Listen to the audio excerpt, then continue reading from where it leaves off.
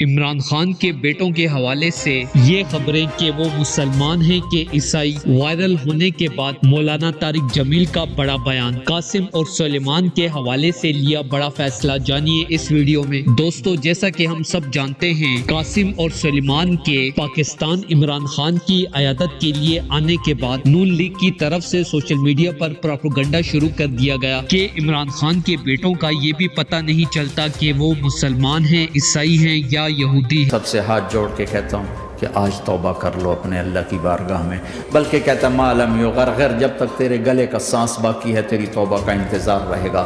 اس حوالے سے مولانا طارق جمیل کے بیان نے پٹواریوں کو آگ لگا دی ہے کہ قاسم اور سلیمان کس مذہب سے تعلق رکھتے ہیں۔ مولانا طارق جمیل نے بڑا بیان دیتے ہوئے کہا کہ عمران خان کے بیٹے الحمدللہ مسلمان ہیں اور وہ باقاعدگی سے نماز ادا کرتے ہیں۔ یہ اسی طرح کی تہمت ہے کہ جیسے عمران خان جیسے بہادر اور عظیم لیڈر کو یہودیوں کا ایجنٹ کہا جاتا تھا، لیکن ان باتوں میں کوئی صداقت نہیں ہے۔ یہ صرف نیگیٹو لوگوں کا عمران خان اور ان کے بیٹوں کے خلاف پروپیگنڈا ہے، کیونکہ پاکستان کے کچھ طاقتور ترین لوگ یہ نہیں چاہتے کہ پاکستان کے حالات بہتر ہوں اور عمران خان جیسا دیانتدار لیڈر پاکستان کا دوبارہ وزیر اعظم بنے۔ میں صرف ان لوگوں کے لیے نیکی کی ہدایت کی اللہ سے دعا ہی کر سکتا ہوں۔ دوستو، اس حوالے سے اپنی رائے کا اظہار کامنٹ سیکشن میں دیں۔ ویڈیو اچھی لگے تو لائک کریں اور اس چینل کو سبسکرائب کریں۔